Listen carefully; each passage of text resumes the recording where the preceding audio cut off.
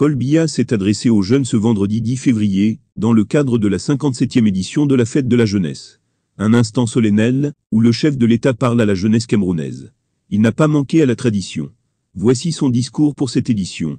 Mes chers jeunes compatriotes, au moment où je m'adresse à vous, je mesure les préoccupations légitimes qui sont les vôtres, dans un contexte international marqué par une succession de crises, dont les effets touchent la quasi-totalité des secteurs d'activité, et n'épargnent aucun État. Lors de mon récent message à la nation, j'avais indiqué, à cet égard, que la vitesse d'exécution de certaines de nos politiques publiques se trouvait perturbée par ces chocs exogènes, mais aussi par la persistance de certaines menaces internes. Il est clair que cet environnement, particulièrement contraignant, a pu relativement ralentir le rythme que nous avons souhaité impulser à notre développement.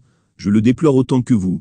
Je puis toutefois vous assurer que je n'ai jamais perdu de vue les objectifs que nous nous sommes fixés ensemble. Bâtir une nation forte, une économie prospère, un pays fier, libre et uni dans sa diversité. C'est une mission sacrée. C'est une mission à laquelle j'entends continuer à consacrer toute mon énergie, afin que chacun de vous ait l'opportunité de s'épanouir pleinement, et de réaliser ses aspirations. Ces dernières années, nous avons déployé des efforts méritoires et mobilisé d'importantes ressources financières, pour relever les nombreux défis auxquels nous étions confrontés, au plan sécuritaire, sanitaire, humanitaire, économique et financier. Nous allons continuer dans cette voie.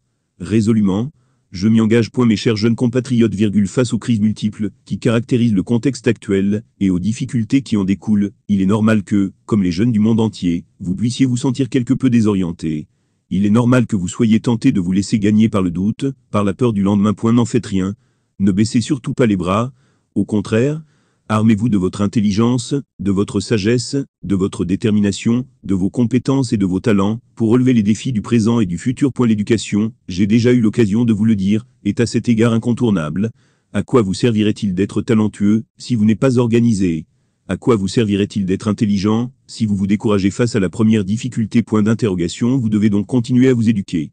Vous devez également continuer à cultiver le goût de la discipline et de l'effort, tout en vous laissant guider par les vertus de la créativité et de l'audace. Pour ma part, je continuerai à consentir les efforts nécessaires pour créer, avec le gouvernement et les autres partenaires sociaux, un environnement propice à votre éducation, mais aussi à votre intégration professionnelle et à votre plein épanouissement. À cet effet, j'accorderai, comme par le passé, la priorité au développement de notre système éducatif, tout en mettant davantage l'accent sur la professionnalisation. Ainsi que vous pouvez le constater, notre carte scolaire et universitaire ne cesse de se densifier, avec la création de nouveaux établissements d'enseignement primaire, secondaire et supérieur. En marge du système éducatif classique, le gouvernement a créé des centres de formation professionnelle d'excellence dans plusieurs localités de notre pays.